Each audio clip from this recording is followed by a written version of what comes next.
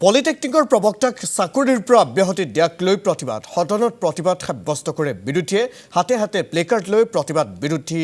বিধায়কসকলৰ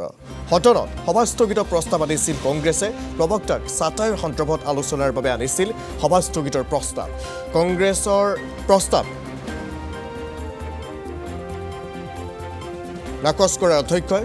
কংগ্ৰেছৰ প্ৰতিবাদৰ বাবে 10 মিনিট স্থগিত হয় সদন হিটলাৰৰ চৰকাৰ নেকি বুলি প্ৰশ্ন বিধায়ক অখিল গগৈ এই সন্দৰ্ভত প্ৰতিক্ৰিয়া শিক্ষামন্ত্ৰী ডক্টৰ অনুজ পেগুৰ প্ৰবক্তাসকলৰ নিযুক্তি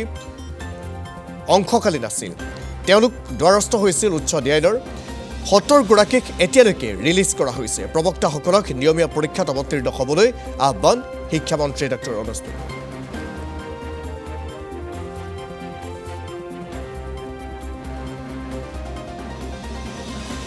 অসমৰ পলিটেকনিকসমূহত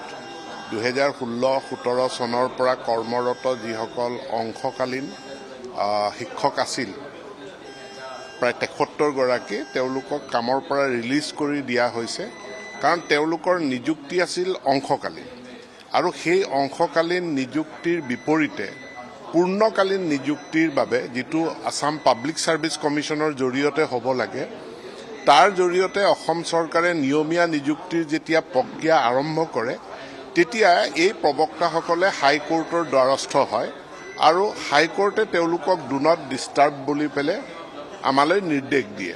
ফলস্বৰূপে নিয়মীয়া নিযুক্তিৰ গোটেই প্ৰক্ৰিয়াটো কেইবাটাও হাইকোৰ্টৰ কেছৰ কাৰণে স্থবিৰ হৈ পৰে 2017 চনৰ পৰা আহি 2023 চনৰ ফালে আমি বিজ্ঞাপন প্ৰকাশ কৰিবলৈ সক্ষম হওঁ আৰু বৰ্তমান আমি নিয়মীয়া নিযুক্তি পলিটেকনিকসমূহ আসাম ইঞ্জিনিয়াৰিং কলেজসমূহত আমি কৰিবলৈ সক্ষম হৈছো দিছো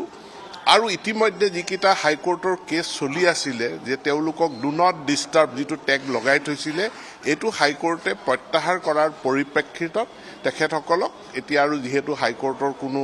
স্থগিতাদেশ নাই গতিকে এই 73 গৰাকীক ৰিলিজ কৰি দিয়া হৈছে কামৰ পৰা আৰু তাৰ বিপৰীতে নিয়মীয়া নিযুক্তিৰ প্ৰক্ৰিয়া আৰম্ভ হৈছে ইতিমধ্যে নিয়মীয়া নিযুক্তিৰ পৰীক্ষা অনুষ্ঠিত হৈছে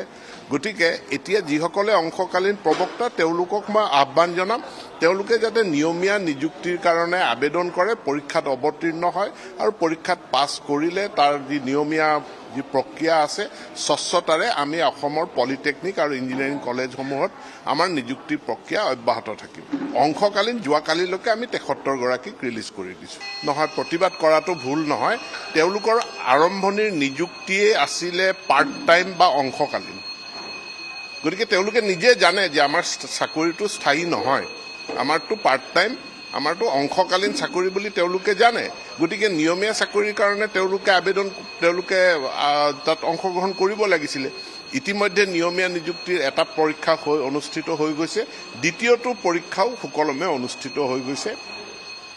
তৃতীয়টো পৰীক্ষাও অনুষ্ঠিত হ'ব গতিকে নিয়মীয়া প্ৰক্ৰিয়াত অংশগ্ৰহণ কৰিবলৈ মই অনুৰোধ জনাইছো অসম চৰকাৰৰ কোনো বিধি ব্যৱস্থা নাই যে অংশকালীনক পূৰ্ণকালীনলৈ ৰূপান্তৰ কৰি দিয়া নিশ্চয় এক্সপেৰিয়েন্সটো তাত তেওঁলোকৰ যেটো ইয়াতে এটা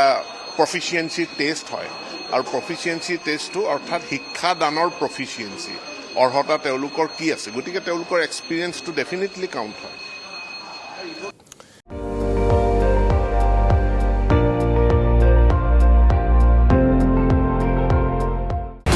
আপুনি চাই আছে ND24 সৰ্বশ্ৰেষ্ঠ নহয় সৰ্বোত্তমৰ দৌৰত